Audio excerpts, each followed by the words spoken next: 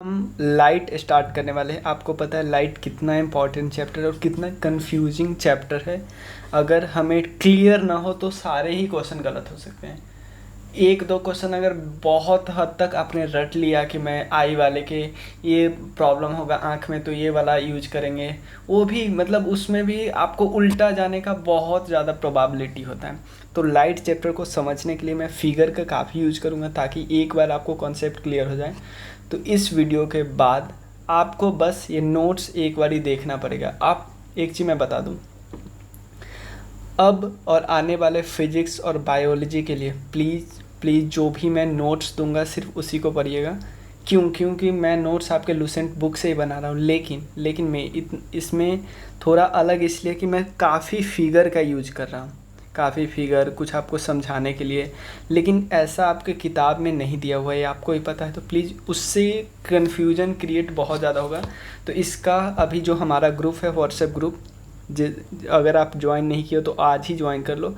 और आज से, क्योंकि बाकी मैं नोट्स इसलिए सेंड नहीं करता था क्योंकि बाकी मैं बुक से ही कराता था, लेकिन आने वाले फिजिक्स और बायोलॉजी मुझे लगा यार बुक से समझाना और समझना बहुत मुश्किल है, इसलिए मैं उसको नोट्स में बनाऊंगा। और स्पेल मतलब मेरा हैंड राइटिंग उतना अच्छा नहीं है, फिर भी ट्राई करना समझने का। क्लियर। तो चलिए शुरू करते। एक बार और एक चीज़ मैं बस बता दूँ 2 सेकेंड कि एक्चुअली जिसके कम सब्सक्राइबर होते हैं यूट्यूब उसके वीडियो को बहुत लोगों के पास स्प्रेड नहीं करता, ये आपको ही पता है। तो अगर आपके हिसाब से अगर वीडियो अच्छा लगता है आपको तो अपने दोस्तों में बहुत शेयर कीजिएगा ज़रूर, चाहे वो हिंदी वाले हो इंग्लिश वाले हो। क्लियर। हिंदी वाले भी रटेंगे तो क्लियर होगा ही नहीं। और लाइट चैप्टर बहुत मतलब थोड़ा मतलब हम ऐसे बोल सकते हैं समझने लायक है, याद करने लायक है ही नहीं। तो क्योंकि मैं समझाने का ट्राई करता हूँ एक एक चीज़, तो चलिए शुरू करते हैं। हाँ, सबसे पहले आपको ये तो पता होगा लाइट एक इलेक्ट्रोमैग्नेटिक वेव है। इलेक्ट्रोमैग्नेटिक, इस वेव का मतलब होता है, यानी सबसे पहले समझ लीजिए वेव के 2 टाइप होते हैं, एक होते हैं मैकेनिकल, एक होते हैं नॉन मैकेनिकल। मैकेनिकल वो वेव होते हैं जिसे किसी न किसी मीडियम की ज़रूरत होती है, या सॉलिड या लिक्विड या गैस। नॉन मैकेनिकल वेव होते हैं जिसे मीडियम की ज़रूरत नहीं होती। भाई मीडियम में भी फ्लो करेगा लेकिन किसी मीडियम की ज़रूरत नहीं होगी। ऐसा नहीं कि मीडियम कोई नहीं है, सॉलिड लिक्विड गैस तो फ्लो नहीं करेगा, नहीं, ऐसा नहीं होता। तो नॉन मैकेनिकल वेव है, तो लाइट एक नॉन मैकेनिकल वेव है, ये हमें पता है। और लाइट एक ट्रांसवर्स वेव है। ट्रांसवर्स वेव का मतलब क्या होता है, 2 टाइप के वेव होते हैं, और जैसे एक होता है लॉन्गिट्यूडनल और एक होता है ट्रांसवर्स। लॉन्गिट्यूडनल में क्या होता है, जो वेव का प्रोपागेशन होता है, और मीडियम जो लाइट जो मीडियम होती है, अगर कोई मीडियम है तो, नहीं है तो कोई दिक्कत नहीं, अगर मीडियम है तो मीडियम का जो प्रोपागेशन होता है इसके पार्टिकल का वो इसके परपेंडिकुलर होता है, तो इसको ट्रांसवर्स बोलते हैं। मतलब कि वेव और मीडियम का पार्टिकल दोनों परपेंडिकुलर होता है, 90 डिग्री पे होता है। लेकिन अगर कोई लॉन्गिट्यूडनल है तो दोनों सेम डायरेक्शन में, वेव भी इसी डायरेक्शन में और पार्टिकल भी इसी डायरेक्शन में। पार्टिकल किसका, मीडियम का, जिस मीडियम से फ्लो कर रहे हैं। क्लियर। तो लाइट को हम ऐसा बोल सकते हैं लाइट ड्यूअल नेचर का होता है। और एक और चीज़, लाइट हम जो भी पढ़ रहे हैं इलेक्ट्रोमैग्नेटिक वेव में वो विजुअल लाइट, विजुअल रे के बारे में पढ़ेंगे, क्योंकि लाइट हम क्यों डिस्कस करते हैं, वो क्योंकि हमें वो दिखाई देता है। तो विजुअल लाइट का जो वेवलेंथ है वो 39 एंगस्टन से 7800 एंगस्टन के बीच होता है, ये आपको पता होगा। ये वीडियो ये वाला हम डिस्कस कर चुके हैं पहले ही, पिछले वीडियो में जब हम वेव वगैरह करवा रहे थे उसमें भी, तो इसको मैं डिटेल में और बताऊंगा नहीं। और लाइट को किसी मीडियम की ज़रूरत नहीं होती, ये आपको पता है। लाइट डुअल नेचर का होता है, एक नेचर होता है वेव और दूसरा होता है पार्टिकल। वेव नेचर से आप कुछ चीज़ों को एक्सप्लेन कर सकते हैं, कैसे, जैसे रिफ्लेक्शन को, रिफ्रैक्शन को, इंटरफेरेंस को और पोलराइजेशन को। ये चारों को हम डिटेल में डिस्कस करेंगे, अभी मैं नहीं बताता हूँ। तो वेव के कुछ चीज़ों को हम कुछ चीज़ों को लाइट के वेव नेचर से हम एक्सप्लेन कर सकते हैं, लेकिन कुछ चीज़ें होती है जो वेव एक्सप्लेन नहीं कर पाती, लाइट का वेव नेचर एक्सप्लेन नहीं कर पाता। तो उसके लिए लाइट का पार्टिकल एक्सप्लेन करता है, पार्टिकल नेचर। पार्टिकल नेचर किन्होंने दिया था? आइंस्टाइन ने दिया था। वो बताता है कि ये देखो सिंपल, वेव बताता है कि लाइट एक वेव है, ऐसे ऐसे हमेशा चलता ही रहता है, कंटिन्यूअस। पार्टिकल भी बताता है कि हाँ भाई कंटिन्यूअस है लेकिन एक पॉकेट के फॉर्म में है, सब अलग अलग है, यानी ये पार्टिकल के फॉर्म में है, सब अलग अलग है। ये क्वांटम थ्योरी बताता है, क्वांटम थ्योरी में आइंस्टीन ने बताया। और photo electric effect, Compton effect, ये सब समझने के लिए हमें लाइट के इसकी ज़रूरत होगी, पार्टिकल नेचर की। ये सब ही हम आगे डिटेल में डिस्कस करेंगे। क्लियर? लाइट ये क्या बताता है, क्वांटम थ्योरी क्या बताता है? आपसे क्वेश्चन सिंपल पूछ सकता है। क्वांटम का मतलब होता है, क्वांटम का मतलब एक टुकड़ा, एक पार्टिकल, एक पैकेट। तो क्वांटम थ्योरी क्या बताता है कि लाइट एक बंडल है या पैकेट है, और वो पैकेट में फोटोन है। लाइट में क्या है? लाइट के अंदर बहुत सारे छोटे छोटे पैकेट है। और पैकेट है क्या, किस चीज़ के पैकेट है भाई? फोटोन के पैकेट है। फोटोन होता है ना पॉजिटिव चार्ज पार्टिकल। और बोलता है सारे फोटोन कुछ ना कुछ अपने पास एनर्जी रखते हैं। और ये वाला फार्मूला आपको पता होगा, E=hv। ये है वेलोसिटी, ये एनर्जी, और ये है कांस्टेंट। क्लियर? तो ये आपको ध्यान रखना है। क्लियर? इतने में कोई प्रॉब्लम नहीं है। लाइट का ड्यूअल नेचर वेव और पार्टिकल। वेव नेचर से हम 4 चीज़ों को डिस्कस कर सकते हैं, पार्टिकल नेचर से हम 2 चीज़ों को डिस्कस करते हैं। क्वांटम थ्योरी क्या बताता है कि लाइट जो है वो पैकेट और बंडल में है। और पैकेट और बंडल क्या है? फोटोन है। फोटोन के लिए फार्मूला है वाला, एनर्जी के लिए formula E=h×v। v velocity, h एक कांस्टेंट है। क्लियर? अब स्पीड ऑफ द लाइट की बात करते हैं, क्योंकि लाइट तो हमने डिस्कस कर लिया कि 2 टाइप का है, 2 नेचर का है, पार्टिकल का भी, वेव का भी। लेकिन स्पीड लाइट का हम कैसे मेजर करते हैं?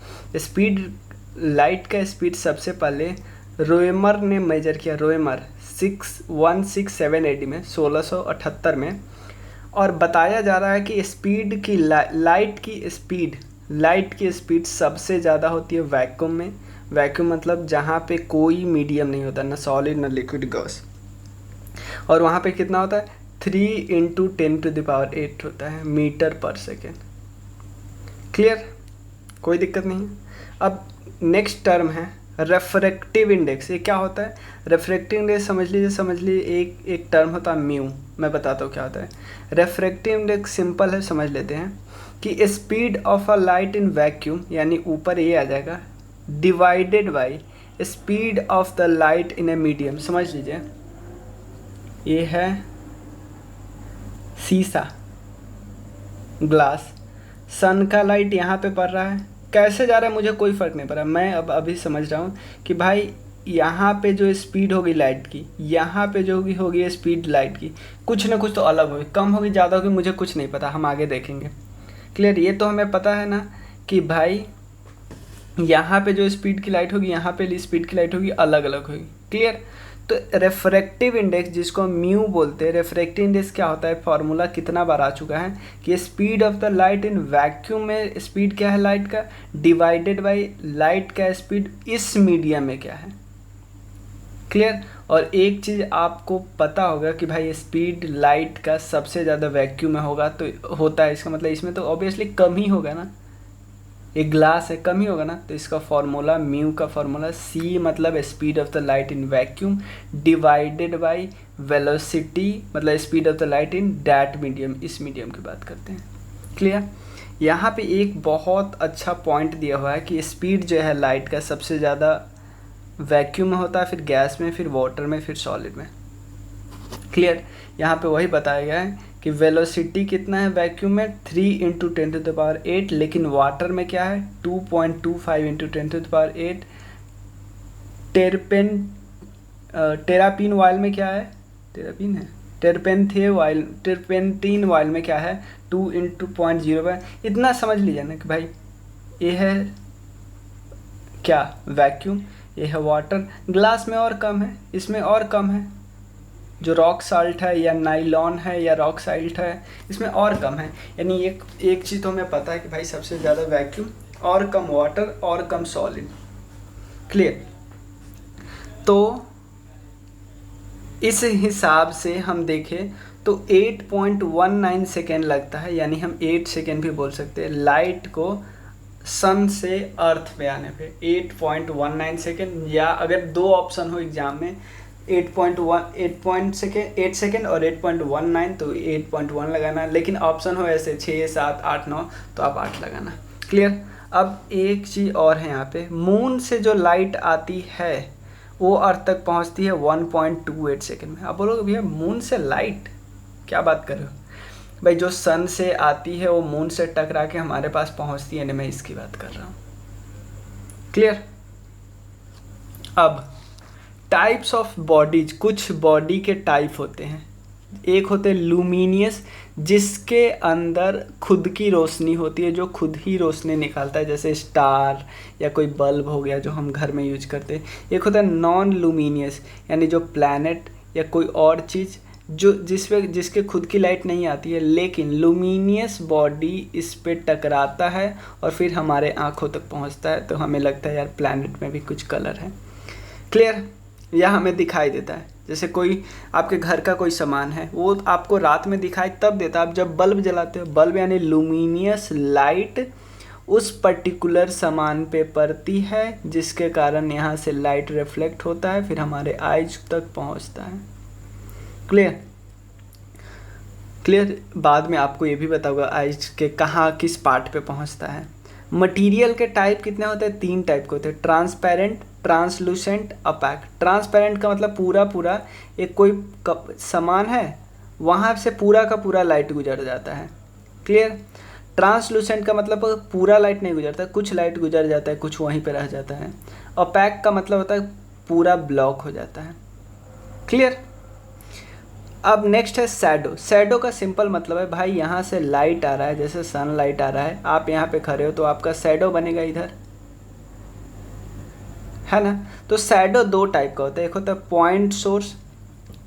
शैडो का मतलब क्या होता है भाई? वहाँ पे अंधेरा, क्योंकि यहाँ से सनलाइट आ रहा था, सनलाइट लेकिन आपके शरीर के कारण रुक गया, तो शरीर के कारण पूरे में थोड़ी रुकेगा, क्योंकि आपके यहाँ से तो गया ही, यहाँ से भी गया सनलाइट, यहाँ से गया, थोड़ा देर ही रुकेगा ना, थोड़ा दूर। यहाँ पे लाइट नहीं आएगा, यहाँ पे शैडो आएगा, सिर्फ यही है।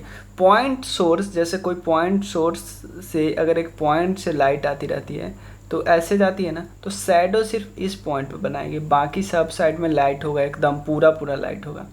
लेकिन कोई एक्सटेंडेड सोर्स होगी, थोड़ा बड़ा सोर्स होता है, तो यहाँ पे देखिए अर्थ से यहाँ पे एकदम डीप, यहाँ पे अंधेरा होगा, लेकिन यहाँ पे लाइट होगी, लेकिन थोड़ी कम होगी नहीं? ऐसे ही होता है ना, हम नॉर्मली आप एज्यूम करो तो यहाँ पे लाइट थोड़ी कम होगी, ये बिल्कुल अंधेरा, यहाँ पे थोड़ी कम, यहाँ पे लाइट पूरा।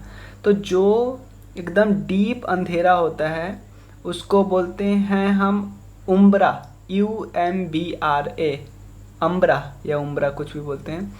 या जो कम डार्क होता है उसको बोलते हैं पेनुम्ब्रा, PENUMBRA। क्लियर।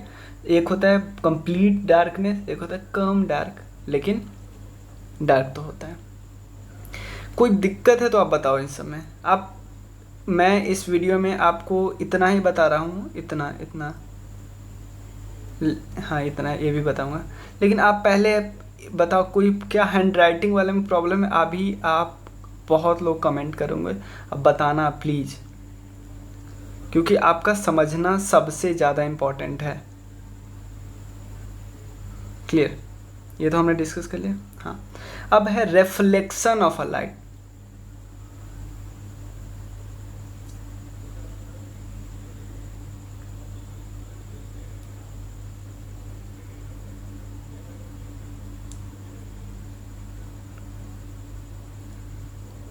एक्चुअली गलती से क्लिक हो गया था। रिफ्लेक्शन ऑफ अ लाइट, मेरा टैब है ना, उसमें ऐसे हो ही, मतलब चेहरा दिखा के ठीक से हो ही नहीं पाता है। मतलब अगर कोई और लैपटॉप के लिए चाहिए वो पेन, चेहरा दिखा के कर दो, पेन ही नहीं है मेरे पास। और वैसे भी आपको पता है अभी कितनी गर्मी होती है। चलिए रिफ्लेक्शन ऑफ अ लाइट की बात करते हैं। सिंपल, कोई इंसिडेंट रे आता है, जैसे कोई मिरर है, मिरर दो टाइप का होता है, एक प्लेन मिरर हो जाता है, एक कर्व मिरर। कर्व में एक कॉनकेव हो सकता है, कॉन्वेक्स हो सकता है। कॉनकेव थोड़ा क्या होता है मैं आगे बताऊंगा, इसका नाम सिंपल याद रख लीजिए, कन्वर्जिंग होता है। कन्वर्जिंग, जैसे आप यहाँ पे आइए तो कन्वर्ज होगा, यहाँ पे ऐसे ऐसे कन्वर्ज हो रहा है, इकट्ठा हो रहा है। देखो आपको कोई चीज़ लाइट में याद करना पड़ गया तो मुझे बताना, आप नहीं करने दूंगा। Clear. Reflection of a light का मतलब क्या है, यहाँ पे लाइट आएगी और सेम, जैसे ये एक अलग मीडियम है, सेम मीडियम में लौट जाएगी। ध्यान देना, कोई लाइट प्लेन मिरर पे पड़ती है तो सेम मीडियम में लौट जाती है, सेम मीडियम में। इसको बोलते हैं रिफ्लेक्शन।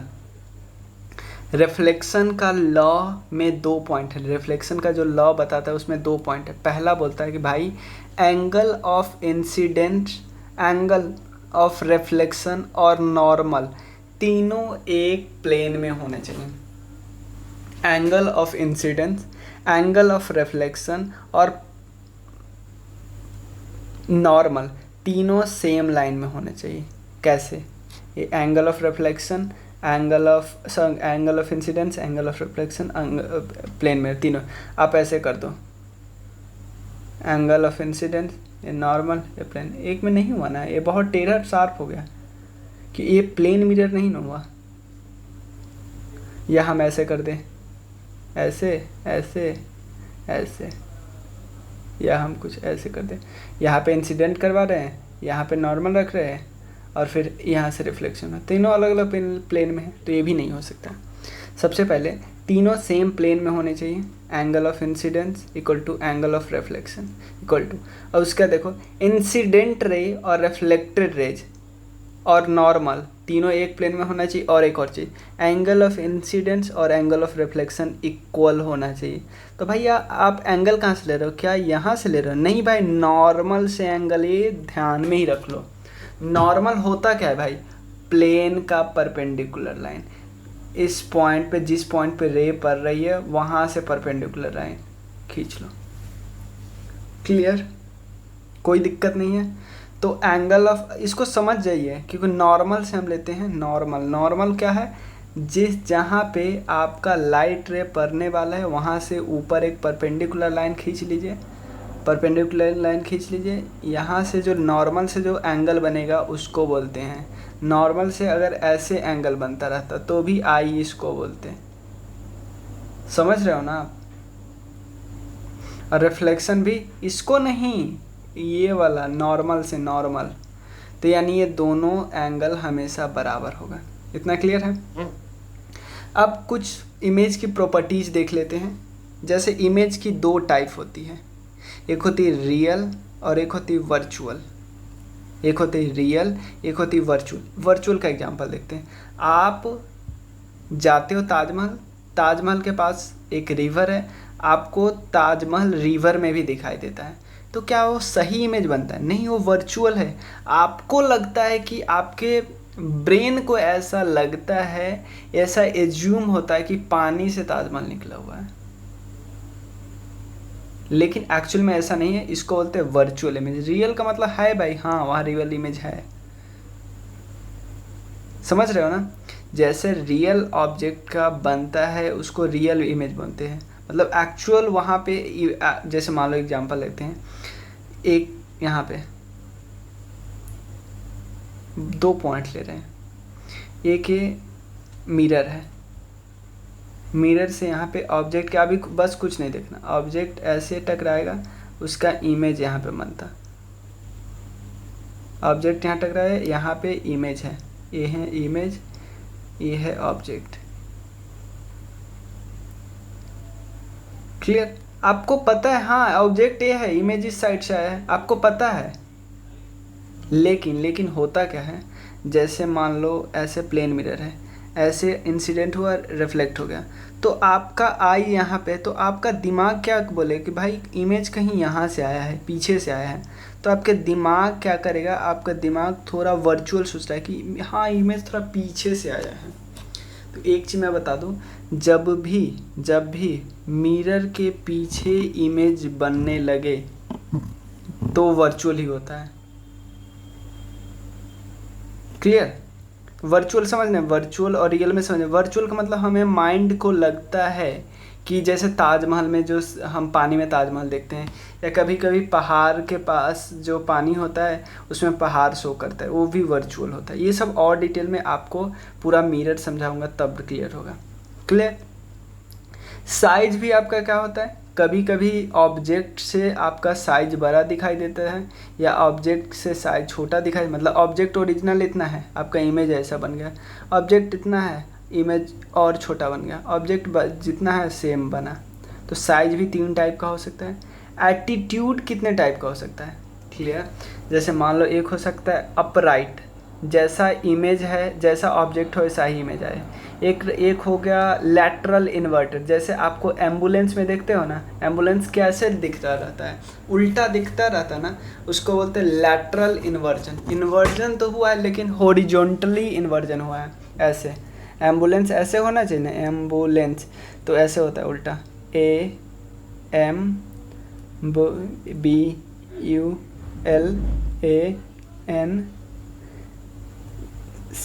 ऐसे होता है ना। एक होता है वर्टिकल, एकदम वर्टिकली ब्रेक हो जाता है, वर्टिकली देखो ये ऐसे होता है, MIROR, इसको बोलते हैं वर्टिकल इन्वर्जन। इसको बोलते हैं इन्वर्टेड, बिल्कुल उल्टा हो गया, बिल्कुल। नॉर्मली ऐसा होना चाहिए ना, बिल्कुल उल्टा हो गया। क्लियर। तो ये सब हम और बस ये मैं बेसिक बता रहा हूँ, ये सब हम और डिस्कस करेंगे। जैसे यहाँ पे देखिए साइज क्या हो सकता है, ऐसे ऐसे हो सकता है। एल्टीट्यूड क्या हो सकता है, एक सिंपल, एक उल्टा बिल्कुल। लोकेशन क्या हो सकता है, जैसे मान लो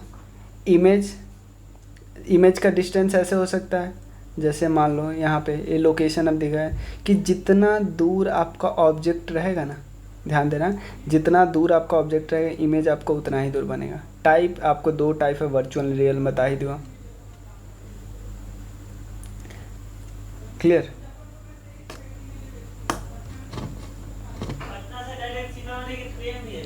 हाँ, ये वाला टॉपिक हम डिस्कस कर ले रहे हैं, फिर हम आगे का रहने देंगे। चाहिए पूरा हम कंप्लीट ही कर लेते हैं।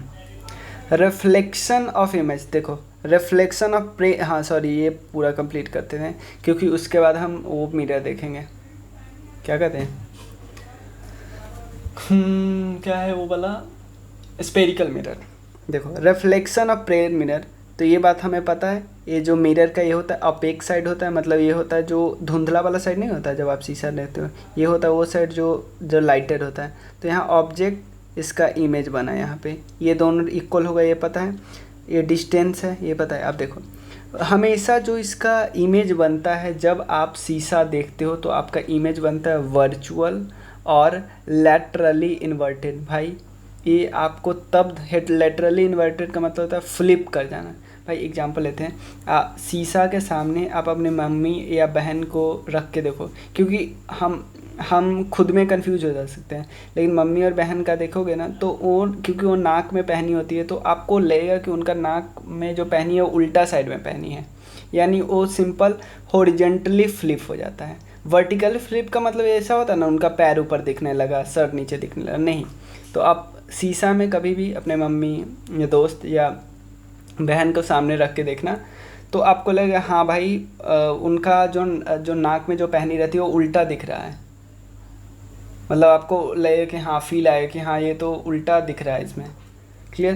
और उसके बाद ध्यान देना इमेज का जो साइज आएगा और साइज का जो इमेज होगा ऑब्जेक्ट का इमेज सेम ही आएगा। और एक और चीज़, डिस्टेंस जितना दूर रहेगा इमेज का, सॉरी ऑब्जेक्ट का, जो आपके सामने है इमेज आपकी दूर ही आएगा। सिंपल। अब नॉर्मली ये जितना दूर आप शीशा से जाते हो, जैसे चेहरा देखते हो, आपका पिक्चर और दूर से दिखाई देता है।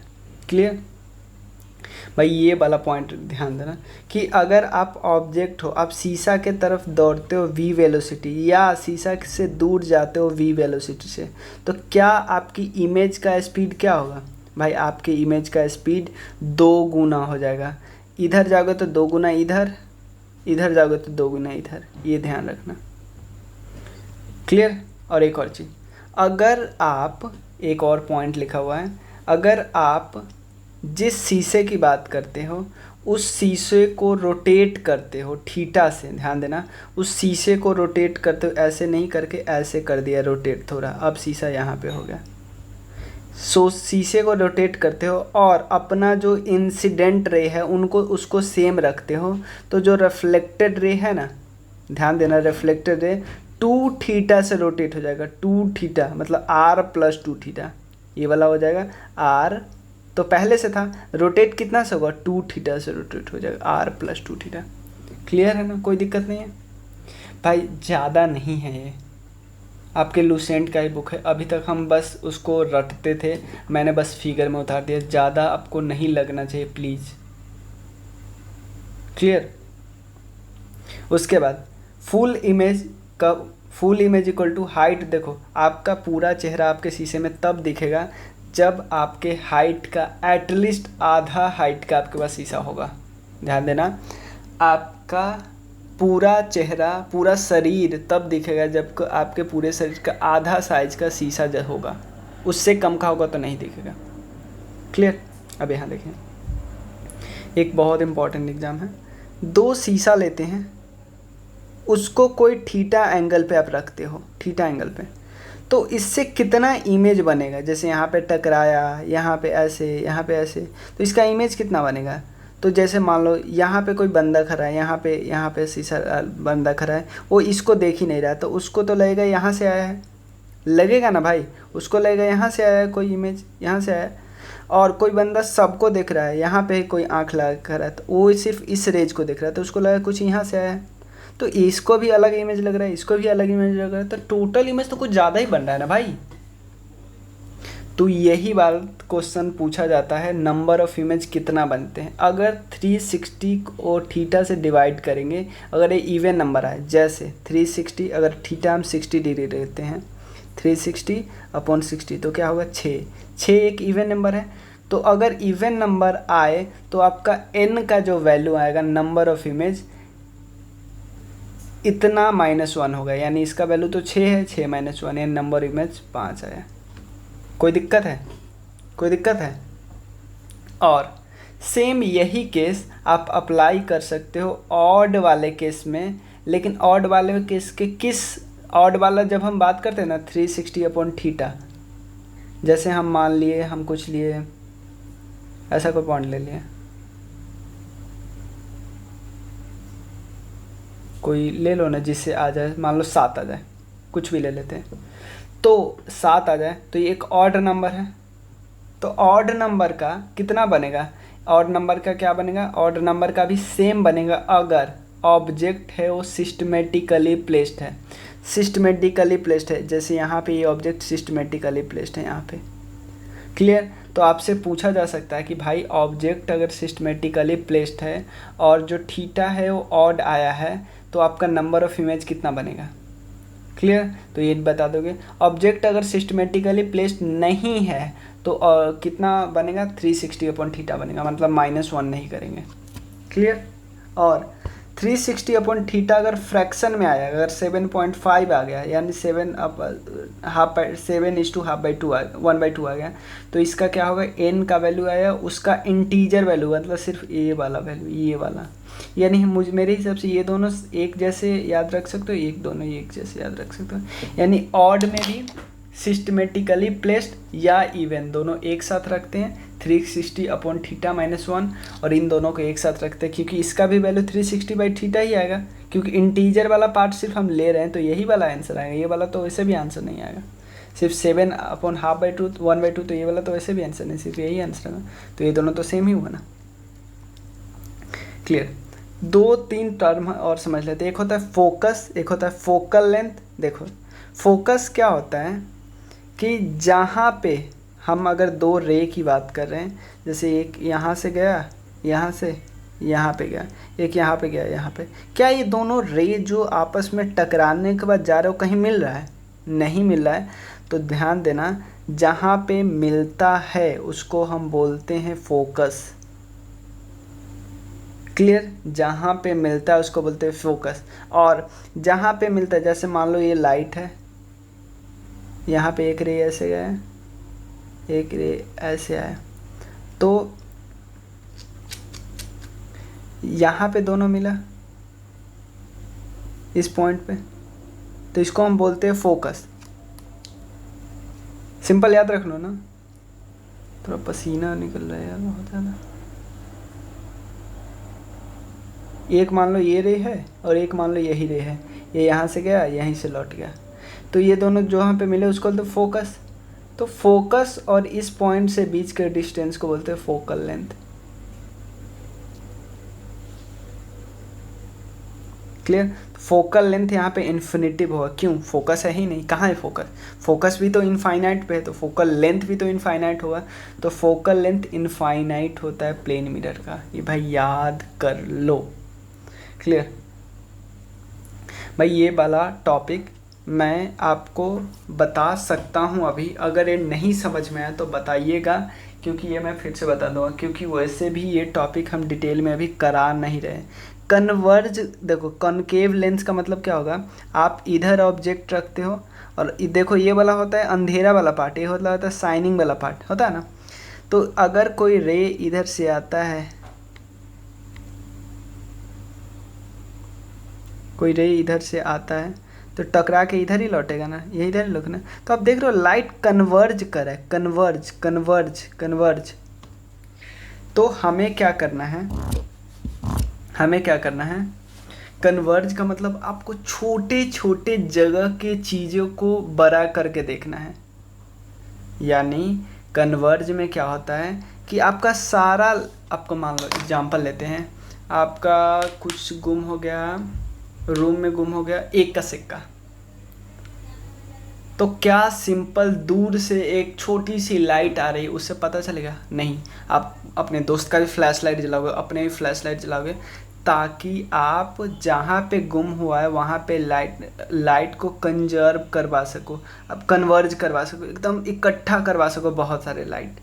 तो भाई जब सेविंग ग्लास में करते हो तो आपको देखते हो यार दाढ़ी छूट तो नहीं है, कहीं ये छूटा तो नहीं है, थोड़ा बड़ा तो नहीं है ना, तो यही तो करते हो कि आप वहाँ पे अगर ऐसा लाइट लगाओ जहाँ आपके दाढ़ी को बता ही नहीं, मतलब आपको पता ही नहीं चलेगा, आपका बहुत बड़ा फिगर दिख रहा है, आपका चेहरा मतलब पूरा शरीर ही दिख रहा है, तो वहाँ पे क्यों हम ऐसा करते, दाढ़ी के मतलब एकदम पास ले जाते शीशा का, तब देखते हैं ऐसे ऐसे करके भाई क्या हो रहा है क्या हो रहा है, ये थोड़ा बड़ा रह गया।